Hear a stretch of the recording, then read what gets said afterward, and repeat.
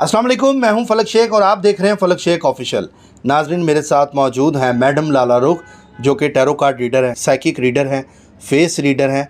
और आपको पता है कि हम इनके साथ जो प्रोग्राम करते हैं, इनकी जो कैलकुलेशन होती है, इनकी जो प्रिडिक्शन होती है, उसके ऊपर ये अपने एनालिसिस हमें देती हैं प्रिडिक्शन के ज़रिए।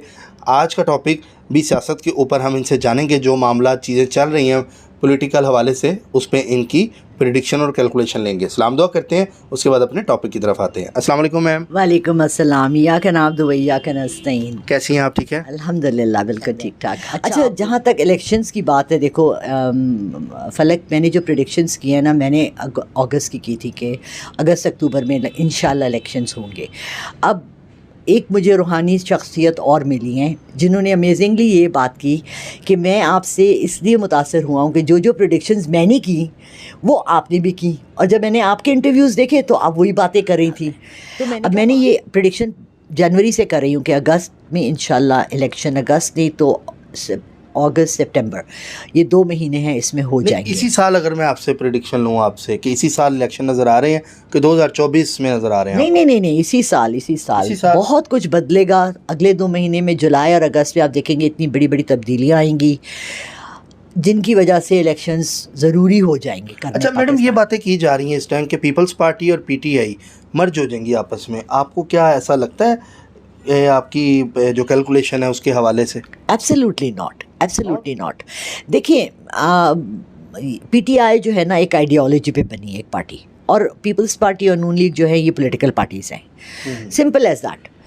एक बंदा, एक प्रोफेसर है, आप उसको कहेंगे उर्दू मीडियम स्कूल का जो प्रिंसिपल है, आप उससे हार्वर्ड का यूनिवर्सिटी का पढ़ा हुआ एक आदमी हो, उसे आप कहें कि उर्दू मीडियम स्कूल का जो प्रिंसिपल भी है, आप उसके साथ गुफ्तगू करें या कोई किसी उस पर इकबाल पे या किसी बड़े शायर पे, फैज़ अहमद फैज़ पे डिस्कशन करें, तो वो लेवल ही डिफरेंट हो जाता है।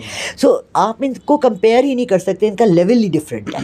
मैं किसी की बुराई या अच्छाई में नहीं हूँ, मैं तो इस मुल्क की भलाई के लिए हूँ। अच्छा। ठीक है, तो जो हमें चाहिए इस वक्त, वो हमें आइडियोलॉजी चाहिए जो कि नीचे से लेके ऊपर तक तमाम चीज़ों को ठीक करें। एक देखो, सारी दुनिया में कैसे सब लोग ठीक चल रहे हैं। हमारे यहाँ ये नहीं कि कहीं चोरी नहीं होती, कहीं डाका नहीं डलता, कोई रिश्वत नहीं ले रहा, सब जगह सब काम हो रहे हैं, लेकिन फिर भी इंतहा से ज़्यादा नहीं हो रहे और हर लेवल पर नहीं हो रहे। वैसे मैडम, आपकी कैलकुलेशन क्या कहती है? अगर मैं पीडीएम के वाले से आपसे जानना चाहूँ, टूट फूट नज़र आ रही है पीडीएम में आपको? ये अलग होकर इलेक्शन लड़ेंगे कि एक साथ? नहीं, अलग होंगे और वहीं पर मार खाएंगे ना, अलग होंगे तो। अगर अलग नहीं होते तो फिर जी चांस ज़्यादा है? फिर इनका चांस, वैसे तो इनका कोई चांस नहीं है। आप देखें, सबसे बड़ी बात है, फलक छोड़ दे, मेरी प्रेडिक्शन को भी छोड़ दे, सब कुछ को छोड़ दे, अपना जनरल नॉलेज। हमने आपकी कैलकुलेशन लेनी है, हमारा टॉपिक है कैलकुलेशन, कोई ज़ाती राय नहीं है, ये प्रोग्राम ज़ाती राय पे नहीं होगा। जो आपकी कैलकुलेशन है, जो ईमानदारी से कैलकुलेशन है आपकी, हम उस पर बात करें। अच्छा, ईमानदारी से मेरी ये है कि पीटीआई इंशाल्लाह जीतेगी। अच्छा, अभी भी यही है मैडम। उसको तो छोड़ के लोग जा रहे हैं, खान साहब को। इस्तेकाम पाकिस्तान में काफ़ी लोग गए हैं, जहांगीर तरीन की जो पार्टी है जो उन्होंने ओपन की है, उसमें काफ़ी लोग चले गए हैं। बल्कि अब ये भी सुना है फवाद चौधरी साहब वापस आना चाहते हैं। इस तरह की कोई रली मिली बात है? तो तहफ़्फ़ुज़ कर रहे हैं जो भी इस वक्त जा रहे हैं, ठीक है, वो अपना घर बना रहे हैं, अपनी पार्टी बना रहे हो, कर रहे हैं, लेकिन जब वक्त आएगा इंशाल्लाह तो ये सब फिर एक साथ हो जाएंगे। अच्छा। और पावर में आ जाएंगे। देखें, बेसिक आइडियोलॉजी तो यही है ना कि इस मुल्क को बेहतर करना है और हमने उस पर रहना है। जो भी पीछे बड़ी गेम है, भले बड़े बड़े सुपर पावर्स हैं, जो भी है, आई डोंट केयर। मुझे आवाज़ ये आ रही है कि इंशाल्लाह इस मुल्क की सालमियत के लिए इलेक्शंस बहुत ज़रूरी हैं और किसी अच्छे इंसान का फ्रंट पे आना बहुत ज़रूरी है। अच्छा, ठीक है। अच्छा मैडम, आपको क्या लगता है कि जो पीपल्स पार्टी है उसमें बिलावल साहब की जो पार्टी है, वो मेयर कराची का जो है वो इस टाइम पीपल्स पार्टी का बना है, इस हवाले से आप अब क्या कहेंगी कि आपको लगता है कि ये काम अब कराची के जो है फास्ट एंड फास्ट होंगे? क्योंकि कराची में पीपल्स पार्टी का इसका मतलब राज तो है, जो लोगों ने बड़ी वोटिंग की है उधर।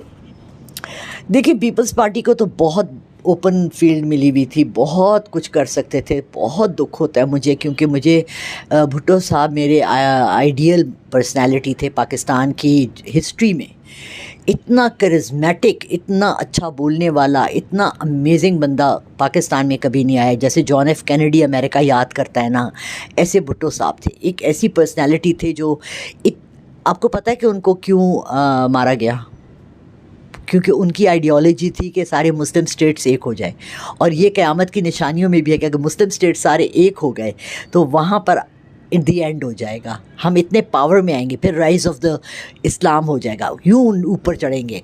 और हमारे अगेंस्ट जो आपको भी पता है यहूदी हैं जो भी हैं, वो नहीं चाहते कि ये हमारा एका हो।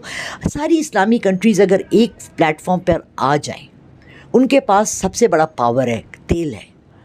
हम अगर तेल एक्सपोर्ट करना, आपने कभी सुना कि अमेरिका और सऊदी अरेबिया की कोई लड़ाई हुई? नहीं। जब सद्दाम हुसैन को मारा, ये किया वो किया फलाना, इजिप्ट का जो है उसको उसके पीछे पड़ गए, सऊदी अरेबिया के पीछे क्यों नहीं पड़े आज तक?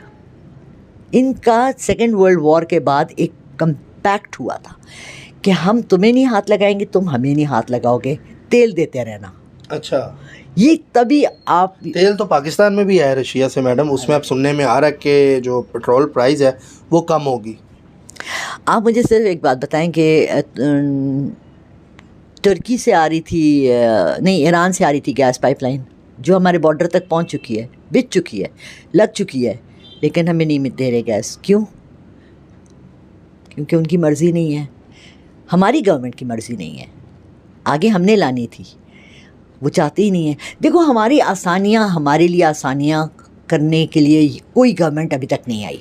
पिछले 40 साल में मैंने नहीं देखी कोई हुकूमत आई हो। आप देख लें, सेनेटर्स देख लें, MNA MPA जो भी बैठा है, जो भी बिल्स पास होते हैं, सब अपने मफाद के लिए होते हैं। हम लोगों के लिए, आम बंदे के लिए क्या हो रहा है? क्या मेरी प्रिडिक्शन है कि जी महंगाई और ज़्यादा बढ़ेगी। अभी इन्होंने फिर अनाउंस कर दिया, कम करते हैं 10 रुपये 20 रुपये बढ़ा देते हैं। ये मजाक कर रहे हैं हमारे साथ। आपकी भी मतलब महंगाई अभी आपको लगती है मज़ीद बढ़ेगी? बिल्कुल बढ़ेगी, क्यों कैसे नहीं बढ़ेगी? आप देखें ना, डॉलर की प्राइस ऊपर जाएगी, पेट्रोल की प्राइस ऊपर जाएगी।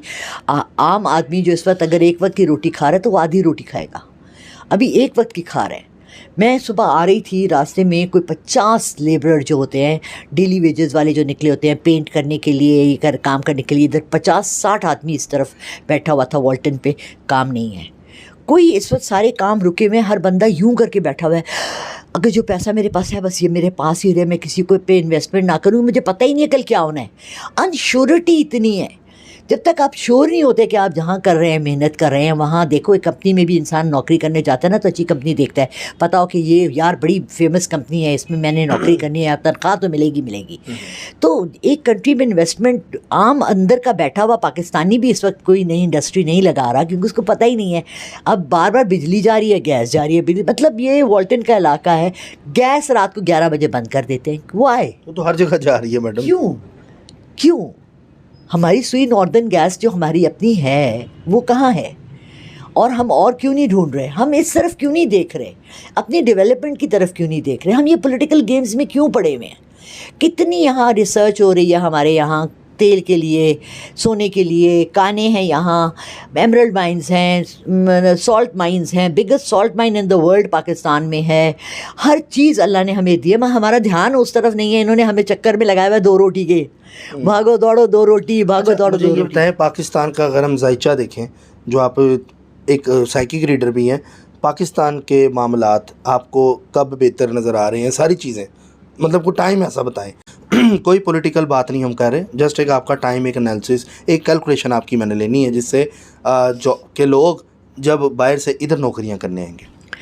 देखिए, फ़र्स्ट ऑफ ऑल जुलाई और अगस्त बहुत हैवी महीने हैं पाकिस्तान के लिए। ठीक है, इंशाल्लाह इससे अगर हम लोग खैरियत से निकल गए, जो कि मुझे बहुत उम्मीद है, और मुझे पीछे से आवाज़ है कि इंशाल्लाह पाकिस्तान सालमियत के साथ रहेगा और इसके ऊपर कोई ऐसी सख्ती नहीं आएगी जो कि बर्दाश्त से बाहर हो, तो फिर आप देखेंगे कि फिर आहिस्ता आहिस्ता हमारा वापस हमारे कदम मजबूत होते जाएंगे।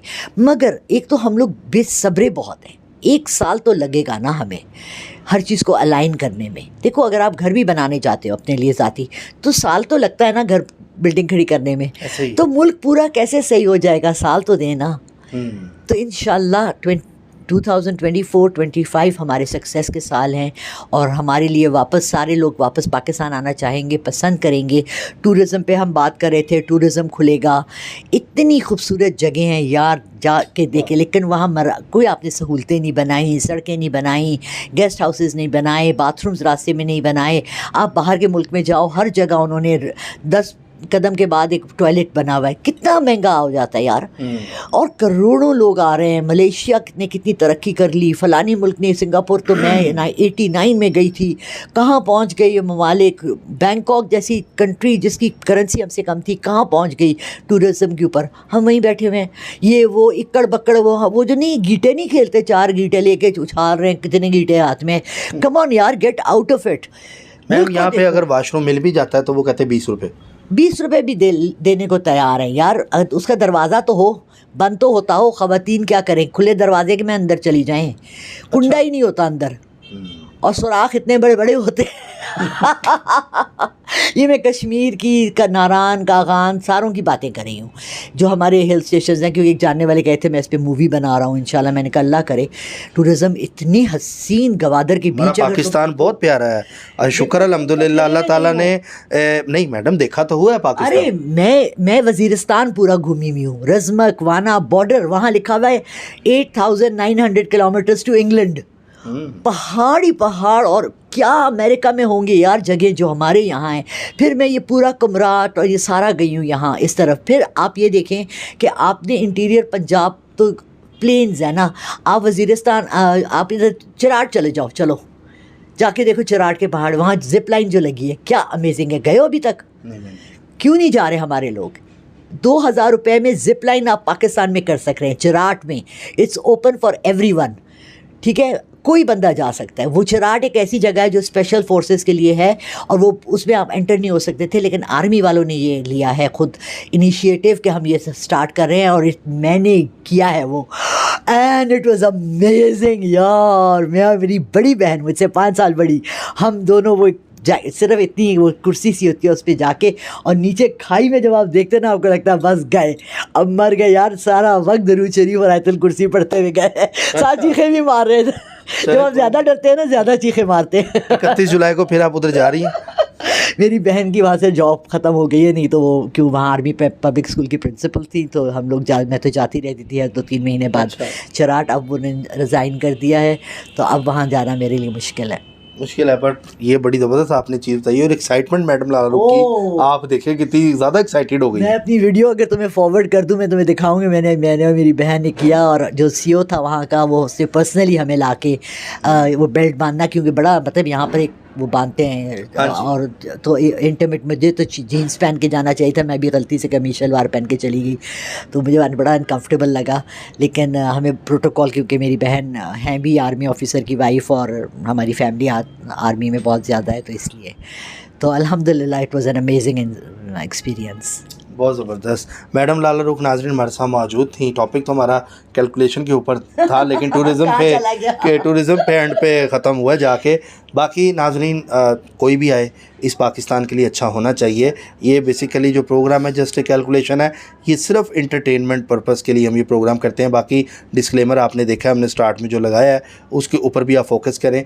और दूसरा ये कि मैडम लाला रुख जो हैं, ये एक इनका जो इल्म है, ये जो चीज़ें हैं, ये जस्ट एक आप इसको इंटरटेनमेंट पर्पस पे लिया करें, जस्ट एक कैलकुलेशन है। हतमी फ़ैसला मेरे प्यारे रब का है, क्योंकि जो अल्लाह ने करना है वो हमारा ईमान है, और ऐसा ही होना है जो अल्लाह ने करना है, ये हम मानते हैं।